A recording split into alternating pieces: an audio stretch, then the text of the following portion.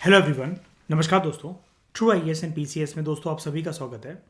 हम लोग बर्नियर के बारे में पढ़ रहे थे एज अ ट्रैवलर, और हम लोग ये जान रहे थे कि बर्नियर ना काफ़ी ज़्यादा बुराई करता है ईस्ट की, जिसको वो एक नाम भी देता है। क्या बोलता है ईस्ट को? वो क्या बोलता है?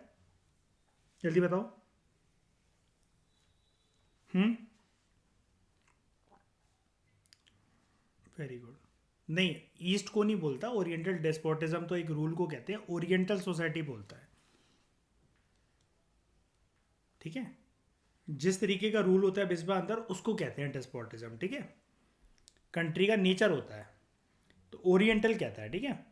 अब हम लोग यहाँ पर दोस्तों आगे बढ़ने से पहले एक टॉपिक हमें करना है। वैसे तो बर्नियर का ही इसने एक कॉम्प्लेक्स सोशल रियलिटी बताई थी इंडिया के अंदर, लेकिन उससे पहले हमारे कुछ बॉक्सेस रह गए हैं। एक बारी हम उनको जान लेते हैं। सारे के सारे इंपॉर्टेंट बॉक्सेस हैं। Wide spread poverty.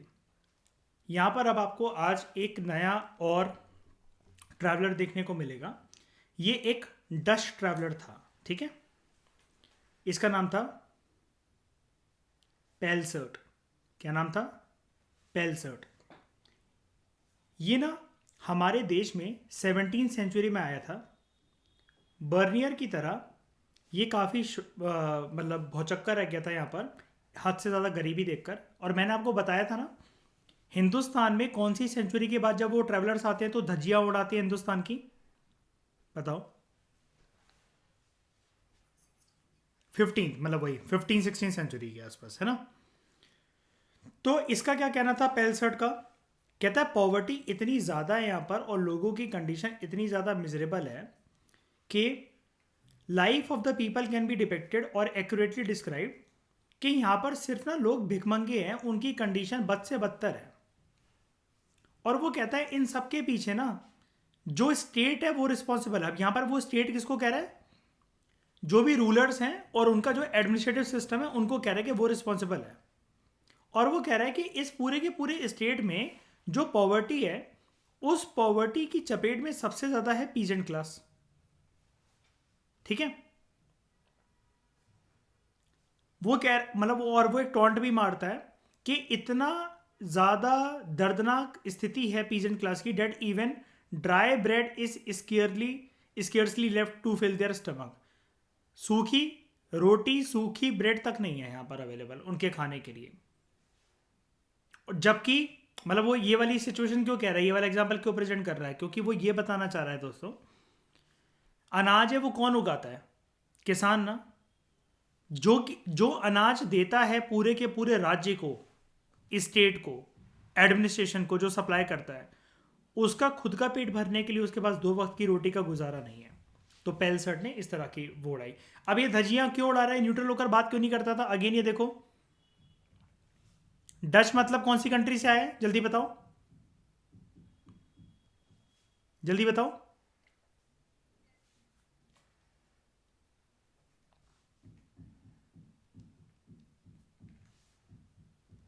Okay. And कौन सी और कौन कहां की कंट्री है?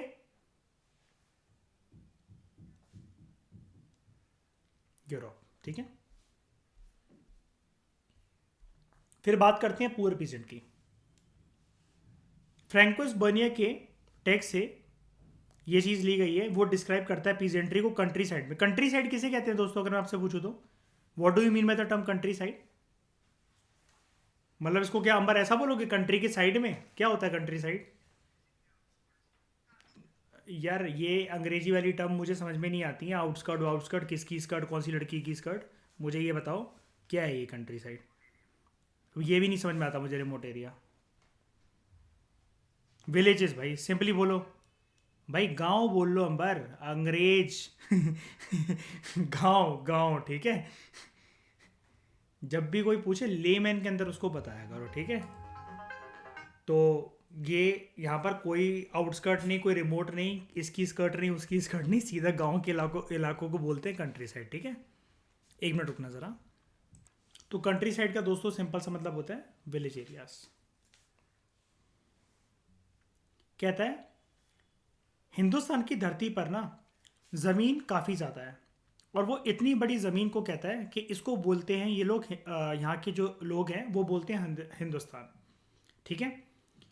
अलग अलग प्रकार की टोपोग्राफी के बारे में वो पॉइंट आउट करता है अपने ट्रैवलॉग में। कहता है कि यहाँ पर many are little more than sand, ज़मीन के बारे में बेसिकली वो बता रहा है कि कुछ रेतीली ज़मीन भी है, डेजर्ट एरियाज भी है, बैरन माउंटेन्स भी हैं, कुछ कुछ ऐसे इलाके हैं जो कि बहुत पुअर तरीके से कल्टिवेटेड है, और कई जगह पे जो जनसंख्या है वो बहुत कम आपको देखने को मिलेगी। क्या आप लोग मुझे दो टर्म के बारे में बता सकते हो कि किसी रीजन को अगर हम लोग कह रहे हैं कि this region is thinly populated, और दूसरे रीजन को हम लोग कह रहे हैं this region is thickly populated, तो डिफरेंस क्या है? किस में जनसंख्या ज्यादा होती है, थिकली पॉपुलेटेड या थिनली पॉपुलेटेड में? थिकली पॉपुलेटेड में ज्यादा जनसंख्या होती है। यहाँ पर it is a area with low population, यहाँ पॉपुलेशन कम होती है जिसको हम लोग कहते हैं थिनली पॉपुलेटेड। ठीक है। कहता है लेकिन फिर भी अच्छे खासे अमाउंट का जो लैंड है, ठीक है, वो अनउपजाऊ ज़मीन है, उस पर ना कल्टीवेशन हो सकती है लेकिन होती नहीं है क्योंकि इतने ज़्यादा लेबरर्स वगैरह अवेलेबल नहीं है। ठीक है। और वो इस वजह से है, कहता है कि जो पीजेंट्स वगैरह या जो लेबरर्स जो काम करने पे मिलते भी हैं ना, मान लो उस ज़माने को वो दिहाड़ी के बेसिस पर कह रहे हैं, दिहाड़ी समझते हो ना, जब डेली का पे स्केल मिलता है किसी को भी, कहते हैं उनका बहुत ज़्यादा बैड ट्रीटमेंट होता है जो कि ज़मीन को कंट्रोल करने वाले जो गवर्नर्स हैं उनके द्वारा। जो गरीब जनसंख्या है हिंदुस्तान की, बर्नियर कहता है, जब वो अपने लैंडलॉर्ड्स की डिमांड को प्रॉपर तरीके से फुलफिल नहीं कर पाते हैं, उनकी डिमांड पे खरे नहीं उतरते हैं, ठीक है, तो बेसिक सब्सिस्टेंस की जो नीड होती है, रोटी कपड़ा मकान, उनसे उनको वंचित कर दिया जाता है, उनको वो भी नहीं मिलता। ठीक है। अपने वो बच्चे भी खो देते हैं। बच्चे कैसे खो देते हैं? क्योंकि फिर पूरी फैमिली को अर्न करके अपनी दो वक्त की रोटी का गुजारा करना पड़ता है। सारी की सारी फैमिली इंक्लूडिंग बच्चे स्लेव्स की तरह उनको लैंडलॉर्ड्स की ज़मीन पर काम करना पड़ता है। ठीक है। और ये ज़्यादातर पीजेंट्री के साथ होता है, और वो बिल्कुल डिस्पेयर होपलेसनेस वाली लाइफ जीते हैं। किसके हाथों? टायरेनिकल रूलर्स के हाथों, जो कि काफ़ी ज़्यादा उनके ऊपर क्रूअल तरीके से अत्याचार करते हैं।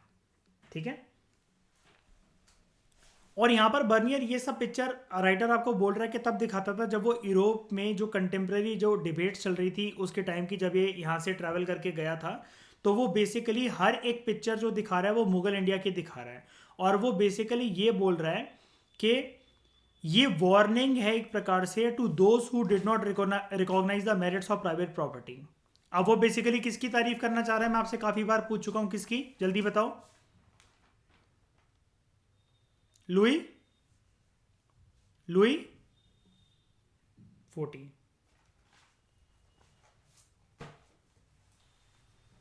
लुई 14। ठीक है। प्राइवेट प्रॉपर्टी का कंसेप्ट जब बर्नियर आता है तब कहां पर था? जल्दी बताओ। यूरोप के अंदर कि एशिया के अंदर? यूरोप के अंदर। अब ना वार्निंग देता है यूरोप को। अभी इसने ऊपर क्या बोला, ऊपर वाले पैराग्राफ में अंबर, कि अगर प्राइवेट प्रॉपर्टी के मेरिट्स को लोग समझना नहीं चाह रहे हैं, है ना, वो काफ़ी अच्छी चीज़ है। बर्नियर ने इस बात की वार्निंग दी, अगर यूरोपियन किंग्स, तब क्या होता? अगेन बहुत इंपॉर्टेंट बात है, ध्यान से सुनना। वैसे आप लोग जानते हो लेकिन फिर भी अब हम थोड़ा सा डेप्थ में डील कर रहे हैं इसको बर्नियर के परस्पेक्टिव से। बर्नियर का क्या कहना था कि अगर यूरोपियन राजा महाराजा अगर मुगल एम्पायर के राजा महाराजा की तरह अगर अपना मॉडल फॉलो कर रहे होते, तो क्या उसके अच्छे परिणाम निकलते, क्या उसके दुष्परिणाम निकलते? इसको देखते हैं एक बारी, प्रोज एंड कॉन्स क्या होते। Bernier warned that if European kings followed the Mughal model, उनका जो किंगडम होता, उनका किनका, किसकी बात कर रहा है? यूरोपियन किंग्स की।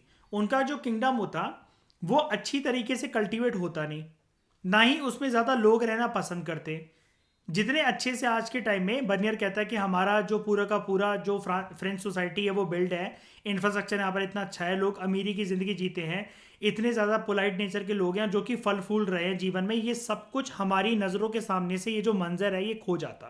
तो बेसिकली वो किसकी मार रहा है और किसकी तारीफ कर रहा है? किसकी तारीफ कर रहा है वो? यूरोप की। मार किसकी रहा है? मुगल एम्पायर। ठीक है। कह रहे हैं हमारे जो किंग्स हैं they are otherwise rich and powerful.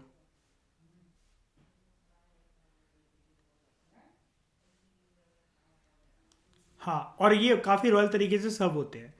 They would soon be the, कहता है कि अभी तो ये सब कुछ अच्छा चल रहा है, लेकिन अगर मुगल मॉडल फॉलो कर रहे होते ना, तो वो राजा होते सिर्फ एक रेगिस्तानी ज़मीन के, और भिखमंगे लोग होते हैं यहाँ पर, और जो बेसिकली इंसान के शरीर में पैदा तो हो गए हैं, लेकिन उनके अंदर एक जाहिलपन है बेसिकली कि जानवरों जैसी स्थिति है।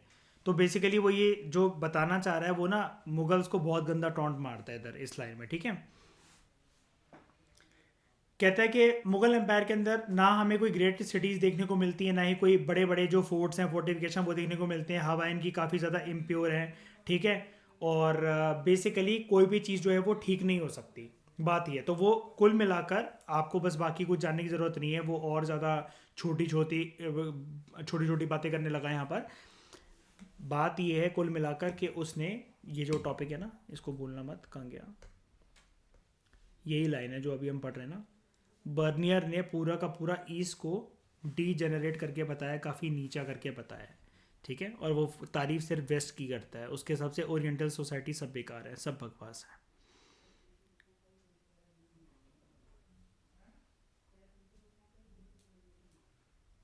उसके बाद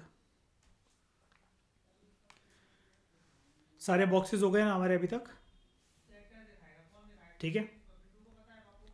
यहाँ पर ये पूरा का पूरा ये कवर हो गया। अब उसके बाद हम देखते हैं, इसके बाद कॉम्प्लेक्स सोशल रियलिटी पर आते हैं डायरेक्ट, ठीक है।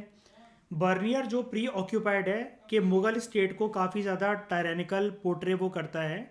तो बेसिकली वो ये कहता है, टायरेनिकल मतलब, टायरेनिकल मतलब टायरेनिकल रूलर कौन होता है? हाँ, अत्याचारी, ठीक है। तो उसकी जो डिस्क्रिप्शंस हैं वो ओकेजनली हिंट करती हैं कि हमारी सोसाइटी काफ़ी ज़्यादा कॉम्प्लेक्स है। फॉर इंस्टेंस, बर्नियर ये मानता है अपने वर्क में, अपने ट्रैवलॉग में, या जो भी उसने ऑब्जर्व करा, कि यहाँ पर जो आर्टिसन से कारीगर है ना, उनके पास कोई भी इंसेंटिव नहीं होते कि वो अपनी क्वालिटी को इम्प्रूव कर सकें ऑफ देयर मैन्युफैक्चर्स, क्योंकि उनके जो प्रॉफिट है, प्रॉफिट जो है वो स्टेट रख लेता है। याद है मैंने किराए वाले घर की और खुद के घर की बात करी थी, मैंने किराए वाले घर को कभी कोई सजाता है क्या? या फिर जब आपको ये पता हो, एक बात बताओ, अगर ठकुराइन आप कहीं काम कर रहे हो, पूरे जद्दो जैसे दिन रात लगे हुए हो, पूरी मेहनत कर रहे हो, और आपके प्रॉफिट कोई और रख ले, आपको ये पता लग जाए कि आप जितना कमा रहे हो, फॉर एग्जांपल छोटी सी बात करते हैं, आप ना मान लो कि कोई कॉल सेंटर में काम कर रहे हो, ठीक है। आप पूरी पूरी रात लगे रहते हो वहाँ पर, आपकी स्लीपिंग पैटर्न बदल गया पूरा, और आप अच्छा अर्न कर रहे हो किसी भी एक जगह पर, कॉल सेंटर मान लो, कंपनी मान लो, कुछ भी आप काम कर रहे हो, 40-50 थाउजेंड आपको अर्न करने को मिल रहे हैं।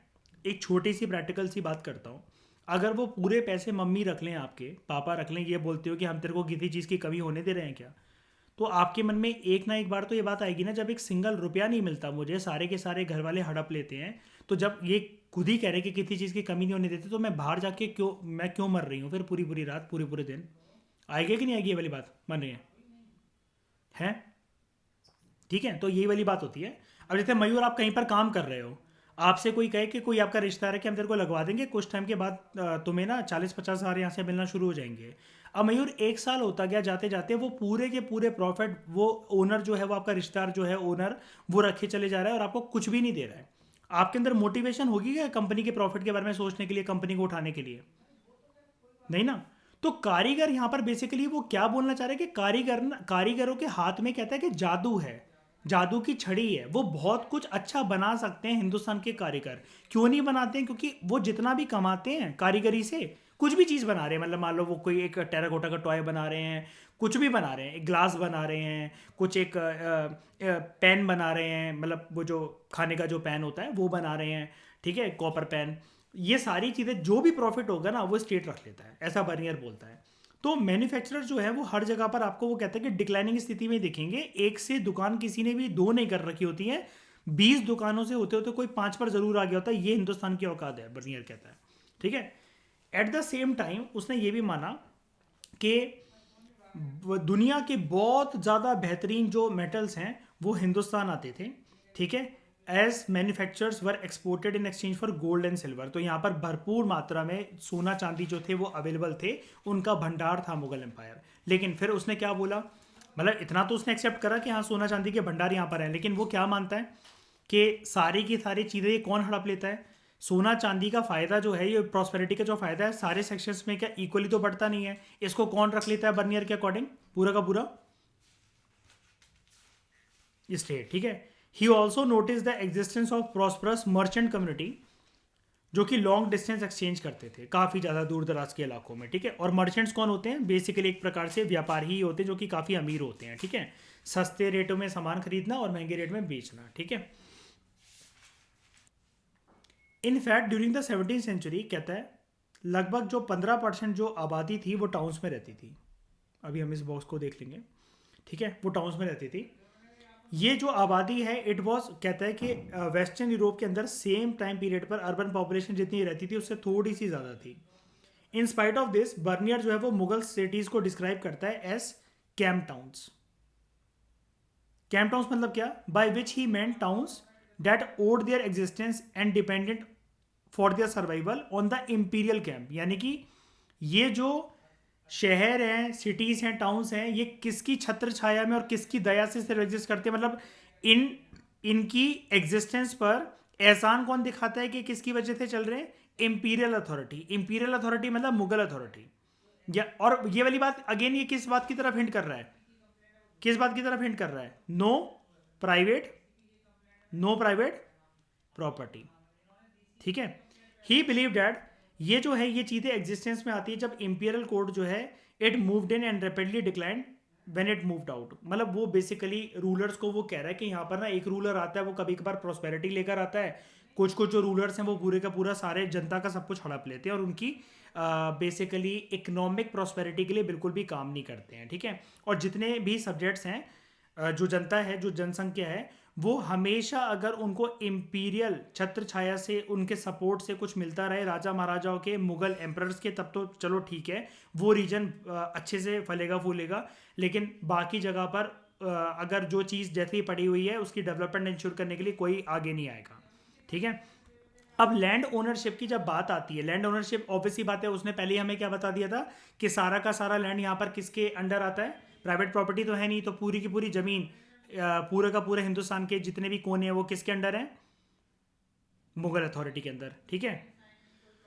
तो कहता है कि यहाँ पर हर एक प्रकार के टाउन्स हैं, मैन्युफैक्चरिंग टाउन्स हैं, ठीक है, ट्रेडिंग टाउन्स हैं, पोर्ट टाउन्स हैं, सेक्रेट सेंटर्स हैं, पिलग्रिमेज टाउन्स हैं। इनकी जो एग्जिस्टेंस है बेसिकली, वो अगर मुगल अथॉरिटी से हटके अगर किसी के पास है तो वो मर्चेंट कम्युनिटीज और प्रोफेशनल क्लासेस के पास है, ठीक है। मर्चेंट जो है उनकी काफ़ी स्ट्रॉन्ग कम्युनिटी होती थी, या किंटाइज होता था उनका, और बेसिकली वो ऑर्गेनाइज भी इस वजह से होते थे एक मर्चेंट क्लास के अंदर, मर्चेंट प्रोफेशन के अंदर, because of their caste come occupational bodies. आपको पता है ना उस जमाने के अंदर कि कास्ट के हिसाब से कोई ना कोई पर्सन ऑक्यूपेशन करेगा। तो बेसिकली ये जो अगर अगर कोई मर्चेंट्स है या ट्रेडर है, तो आप क्या कह सकते हो, अगर वो वर्णा सिस्टम के अंदर आते हैं तो कौन सी कास्ट से होगा? वो ब्राह्मण, क्षत्रिय के वैश्य? शूद्र का तो सवाल ही नहीं उठता। कौन सी उससे होगा? वैश्य, ठीक है। अब वेस्टर्न इंडिया के अंदर बर्नियर हमें बताता है कि इनको एक टर्म से डिनोट करा जाता था, यानी कि मर्चेंट्स को बोला जाता था, आप एक टर्म याद रखना, महाजन। अंबर ये काफ़ी इंपॉर्टेंट टर्म है, ठीक है। और उन महाजन के चीफ को बोला जाता था दे आर शेथ। शेथ मतलब जिसको कहते हैं ना सेठ, ये सेठ साहब हैं, ये शेथ, ठीक है।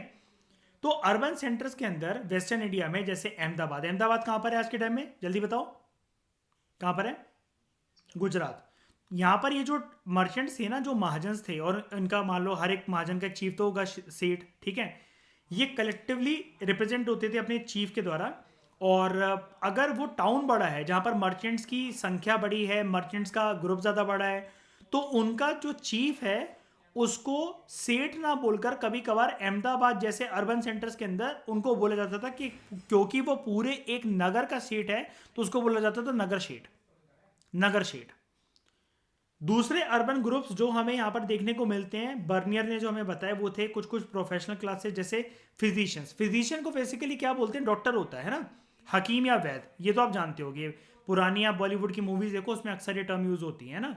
उसके बाद टीचर, अगर हिंदू हिंदू टेक्स्ट का शास्त्र पढ़ा रहे हैं तो पंडित, और इस्लाम का शास्त्र, इस्लाम के बारे में कुछ पढ़ा रहे हैं तो मौलवी या मुल्ला।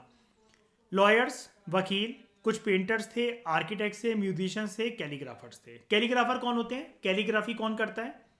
क्या होती है कैलीग्राफी? फॉर्म ऑफ राइटिंग, है ना, बोल सकते हैं हम ऐसे।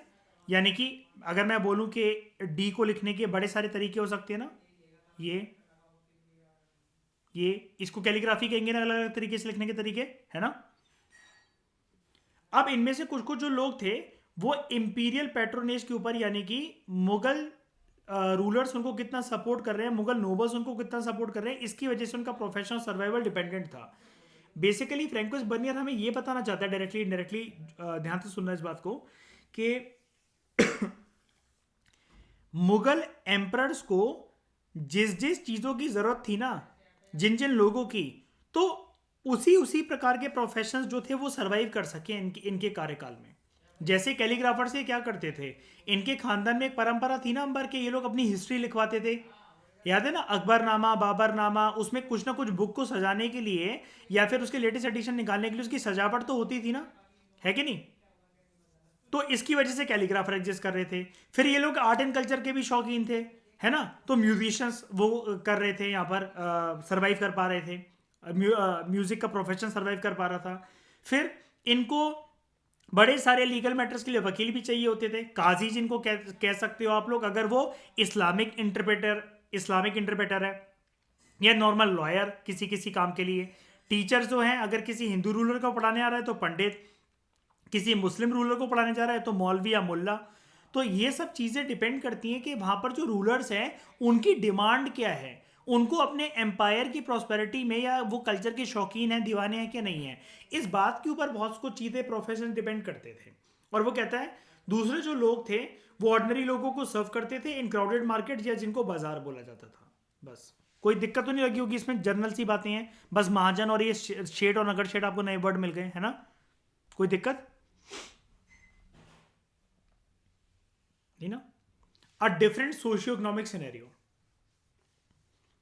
अब बर्नियर क्या डिस्क्राइब करता है एग्रीकल्चर के बारे में और क्राफ्ट प्रोडक्शन के बारे में। कहता है large proportion of land is extremely fertile. ठीक है, बंगाल के अंदर फॉर वो बोलता है कि large kingdom of Bengal for instance, वो इजिप्ट से भी ज्यादा कई मामलों में, फर्टिलिटी के मामलों में उसकी जमीन काफी उपजाऊ है। और ऑब्वियस ही बात है, इजिप्ट कैसा इलाका है बताओ, रेगिस्तानी इलाका है, मतलब धूल धक्कड़ है वहां पर, या फिर खेती बाड़ी ज्यादा है, इजिप्ट कैसा देखने को मिलता है आपको। ज्यादातर वही है, भले ही नाइल रिवर वहां से बहती है, लेकिन आपको भी पता है कि वो बहुत ज्यादा ऐसा तो नहीं है। क्या आपने सुना है कभी किसी ने कि एग्रीकल्चर गुड्स को सप्लाई करता हो इजिप्ट कभी कंट्रीज को ऑल ओवर द वर्ल्ड, ऐसा है क्या, है ना। तो यहां पर ऐसा नहीं है बंगाल के बारे में, लेकिन ये बोलता है कि यहाँ पर अबंडेंस ऑफ आपको बेसिकली अलग अलग क्रॉप देखने को मिलेंगे। यहाँ पर राइस की प्रोडक्शन होती है, कॉर्न्स की प्रोडक्शन होती है, दूसरी नेसेसिटीज जो होती है जिंदगी की उसकी प्रोडक्शन होती है। इनन्यूमरेबल अमाउंट ऑफ आर्टिकल्स यहाँ पर अवेलेबल है ट्रेड एंड कॉमर्स के लिए, जो कि ना ही कि सिर्फ इजिप्ट में तो कहता है वो कल्टीवेट होते भी नहीं थे, सुने भी नहीं थे वहाँ के लोगों ने। लेकिन वहाँ के लोग जो है वो पहनते या यूज उन प्रोडक्ट्स को इस वजह से करते थे because they use to import. और ये इंपोर्ट दूसरी कंट्रीज का करवाना हिंदुस्तान की धरती से, ये हिंदुस्तान के रूलर्स के लिए प्रॉस्पेरिटी थी। क्योंकि इंपोर्ट में क्या होता है, जब हिंदुस्तान की धरती से कोई दूसरी कंट्री जब वो करवा रही है, इंपोर्ट करवा रही है, तो यहां पर ऑब्वियसली बात है कोई ना कोई गोल्ड एंड सिल्वर बहेगा, आएगा हमारे पास, ठीक है। Such as silk, cotton, indigo, ये हिंदुस्तान की धरती से इजिप्ट जैसे देश जाता था, ठीक है। उसके बाद पॉपुलेशन वही जो हम पढ़ चुके, काफ़ी ज़्यादा वो थी। और कारपेट्स वगैरह, ब्रोकेट्स, एम्ब्रॉयडरीज, गोल्ड और सिल्वर के जो कपड़े होते थे, गोल्ड और सिल्वर के कपड़े मैं आपको बता दूं क्या होते हैं, कि अगर मान लो कोई ड्रेस है, ये मान लो कोई ड्रेस है एक सफ़ेद कलर का, एक कोई साड़ी या रुमाल है, कुछ भी मान लो, इसके बॉर्डर लाइन में ना ये गोल्ड की एक चीज़ लिपटी होगी, ठीक है, गोल्ड की एक चीज़ लिपटी होगी। साड़ी में एक चीज़ सुनी है, एक देसी चीज़ सुनी है, एक पीको का फॉल लगता है, सुना है कभी, साइड में एक मार्जिन होती है, पीको का फॉल लगता है। ईशा मिसबा सुना होगा, ये पीको फॉल होता है साड़ी में, हर साड़ी में औरतें करवाती हैं, बॉर्डर होता है। तो ये बॉर्डर ना कभी कभार, जैसे कहते हैं ना, कभी कभार साड़ी या सूट के अंदर जरी जो यूज होती है, जैसे साइड में मार्जिन है या चुन्नी है सूट के साथ, तो उसमें साइड में गोल्ड की काइंड ऑफ आप कह सकते हो कि नकाशी यूज होती थी बस। कुछ कुछ जो लहंगे होते हैं, क्या हम ये कह सकते हैं कि जो जितना महंगा या सोने चांदी से बना हुआ लहंगा होगा वो उतना ही हैवी होगा, कह सकते हैं हम ये। पद्मावत गाने के अंदर वो जो मूवी के अंदर जो घूमर गाना है, दीपिका पादुकोण ने पहना ना, ये बहुत महंगा लहंगा, वो महंगा भी तो था ही, लेकिन भारी भी बहुत था। रियल वर्क हो रखा है क्योंकि उस पर ज्वेलरीज का, ये चीज़ है, ठीक है।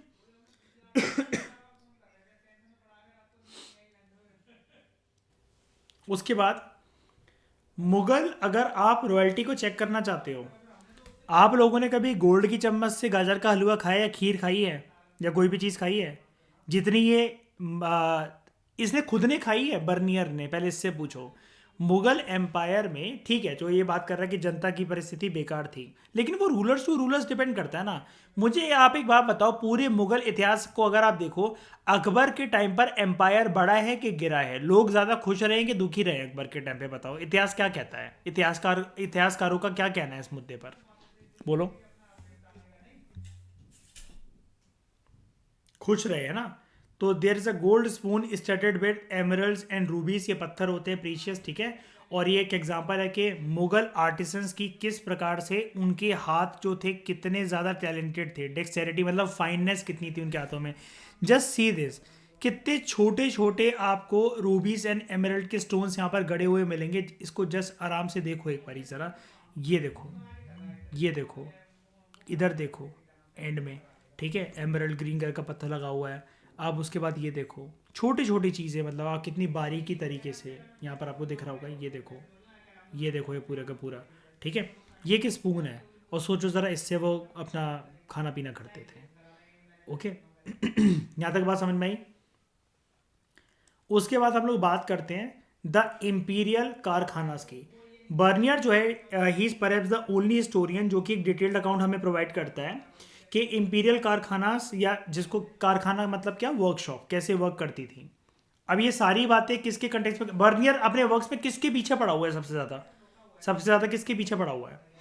मुगल एम्पायर के पीछे, ठीक है। तो ये जो जितनी बातें हैं ना, मैं बार बार अंबर इसलिए एम्फेसाइज कर रहा हूँ, आराम आराम से इसलिए लेकर चल रहा हूँ। मुगल एम्पायर का जब सेपरेट चैप्टर आएगा ना, तो ये सारी टर्म्स आपको ना वो पता रहेंगी उस टाइम पर। आपके लिए ऐसा नहीं होगा कि ये कहाँ से आ गया एकदम से। तो आपको पता लगेगा कि ये फ्रैंकोस बर्नियर हमें काफ़ी कुछ बताकर गया हुआ है मुगल एम्पायर के बारे में, जो वो टर्म्स यूज़ कर रहा है अपने वर्क में। कहता है देयर आर लार्ज हॉल्स, बहुत सारी जगह पर जो देखे जा सकते हैं, जो कि वर्कशॉप की तरह काम करते थे। जो कारीगर वगैरह थे यहाँ पर कुछ ना कुछ बना रहे होते थे, कुछ ना कुछ चीज़ों का एक्सपेरिमेंट कर रहे होते थे, उसको बोला जाता है कारखाना। कारखाना में कुछ ना कुछ प्रकार का काम चलता है। ऐसी कारखाना के अंदर जो एम्ब्रॉयडर्स थे, वो काफ़ी ज़्यादा एम्प्लॉयड थे। काफ़ी ज़्यादा एम्प्लॉयड का मतलब काफ़ी ज़्यादा जनसंख्या में हायर करे जाते थे, क्योंकि इसका काम होगा एम्ब्रॉयडरी का काफ़ी ज़्यादा। और उसको देखने के लिए कि वो ऐसा नहीं कि अपनी मर्जी से कुछ भी कर रहे हैं, देवर सुपरिटेंडेड बाय अ मास्टर, उनका एक मास्टर भी होता था। दूसरी जगह पर वो कहता है आप देखोगे कि गोल्ड स्मिथ भी हैं। तीसरी जगह पर कुछ पेंटर्स भी हैं। चौथी जगह पर कुछ वेर्निशर्स इन लेकर वर्क भी है। बेसिकली ये क्या होता है कि कुछ ना कुछ जैसे काम होता है ना, कि आपको किसी चीज़ को मोड़ना है या कोई एक बिल्कुल फाइननेस देनी है। एक एग्जांपल बताता हूँ।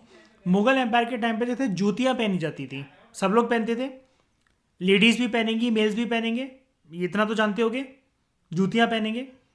अब उसमें प्रॉपर तरीके से कैसे बनाना है उन जूतियों को, टेक्सचर क्या, और ये जो मटेरियल है वो क्या यूज़ होगा, वो रफ है, पैरों में काटेगा तो नहीं, चुभेगा तो नहीं, उसको पहन के आराम से भाग सकते हैं कि नहीं भाग सकते हैं। अब मुझे एक बात बताओ, इतनी इतनी कैलकुलेशन करने के लिए और दिमाग को चलाने के लिए और फिर एक आइटम बनाने के लिए, ये काम एक स्किल्ड वर्कर का ही हो सकता है ना, आलतू फालतू लोगों का तो काम नहीं है ना ये, है कि नहीं? ठीक है। उसके बाद कुछ शू मेकर वगैरह थे, जॉइनर्स थे, टर्नर्स थे, टेलर्स थे, अलग अलग काम है ये, ठीक है। एंड मैन्युफैक्चरर्स ऑफ सिल्क वगैरह, ब्रोकेट और फाइन कपड़े बनाने वाले लोग भी थे, कारीगर थे, बहुत प्रकार के कारीगर थे यहाँ पर, ठीक है। जो आर्टिसंस थे वो हर सुबह कारखाने में पहुंच जाते थे, जहाँ पर वो पूरे दिन के लिए रहते थे। इवनिंग के अंदर वो अपने घर वापस लौट जाते थे। ये उनके लिए एक रेगुलर काम था, ठीक है। और यहाँ पर उनकी कंडीशन भी, लेकिन फिर कोई खास, no one aspiring for any improvement in the condition of life. जहाँ पर आप बॉर्न हुए हो, आपके पिताजी, आपके दादाजी और आप वही काम करते रहोगे, ऐसा बर्नियर बोलकर जा रहा है। देख रहे हो इसे, टोन देख रहे हो उसकी? तारीफों में भी इसके टोंट है, तारीफों में भी इसके टोंट है, क्योंकि हर चीज में कहाँ पर सुप्रीम दिखाना चाह रहा है किसको ये, मतलब जैसे आप एक चीज़ नहीं देखते हो कि हर एक चीज़ में नेगेटिविटी होती है। जैसे कोई एक पिक्चर फेमस हो गई है, लेकिन यूट्यूब पे आप उसको देखो को आपको एक चीज़ देखने को मिलेगी, लोग ना अक्सर उसके शोज बहुत ज़्यादा देखते हैं। ये जैसे वीडियोस है, ये भी बहुत अच्छी खासी चलती हैं कि 100 मिस्टेक्स या 1000 मिस्टेक्स इन दिस मूवी। क्या मिस्टेक हो गई, ये मिस्टेक हो गई, वो मिस्टेक हो गई, ये ऐसा कैसे हो सकता है कि इसका बैकग्राउंड का कलर बदल गया। यानी कि वो वीडियोस बनाने वालों की जो नज़र है ना, वो सिर्फ नेगेटिविटी पर है, सिर्फ नेगेटिविटी पर कि हमें गलतियां निकालनी है। सेम इस हरामजादे का काम भी ऐसा ही है।